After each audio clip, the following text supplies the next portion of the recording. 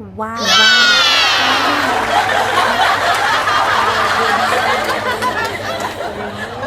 Good evening to all over the world.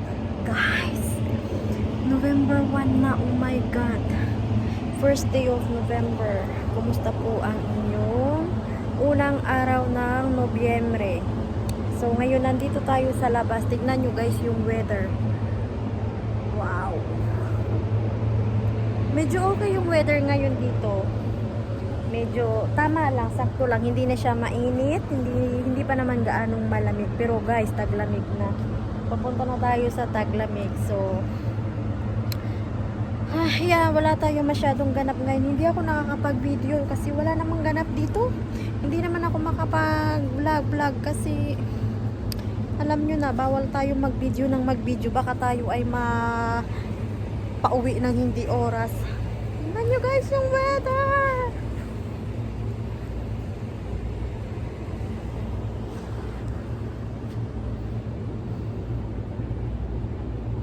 Ganda, di ba?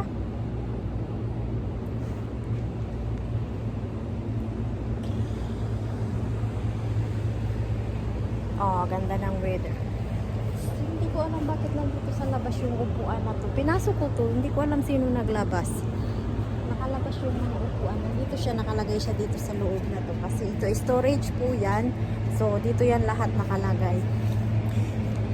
So, yeah, ito po yung dito sa taas na to. Dito sila nag-jamming-jamming ng family nila pag ganito, pag naglamig na nandito na sila palagi sa taas. Kada hapon hanggang gabi dito po sila lagi sa taas. So, yun. Kumusta po tayong lahat?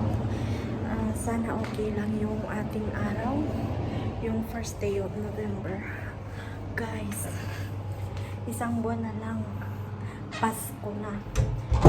So, masaya ako sa pamilya na kasama nila yung kanilang buo yung pamilya nila pag sasapit yung Pasko. So, siguro ang saya ng araw na yun pag kasama mo yung pamilya mo sa araw ng Pasko. Pero sige, okay lang.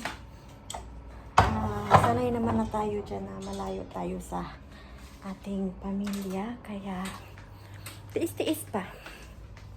Konting tiis lang. At tayo ay mabubuo din yung ating pamilya. So,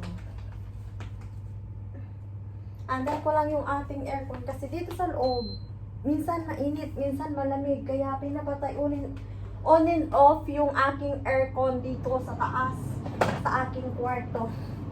Guys, every week nga po pala naglilinis ako ng aking kwarto.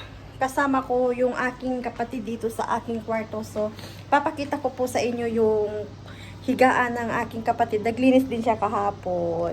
Yeah. So, charan! So, ito po yung katri po niya. Ito po yung katri niya. Ginawa niyang harang dito kasi ito pintuan po ito. So, hinarang niya dito. So, as you can see guys, may maleta dito kasi uuwi na po siya. Opo, mas excited po siya umuwi kaysa sa akin. Ako okay lang, stay lang po muna tayo dito. Kailangan pa natin mag-ipon ng pera, char.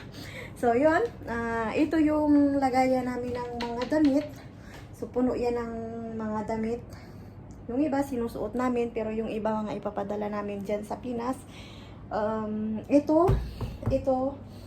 Itong karton na to is mga sapatos po yan. Bigay ng aking amo. Bigay po nila sa amin. Mga siguro dalawang gamitan lang nila binigay nila sa amin. So, mapapakinabangan ng pamilya natin dyan sa Pinas. So, kailangan nating ilagay dyan para ipapakargo po natin. So, ito po yung kanya. Sorry. Ako na mag-tour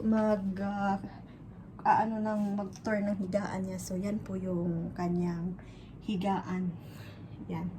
So, excited ako ipakita sa inyo yung aking kwarto. So, ito nga po pala yung aking drawer.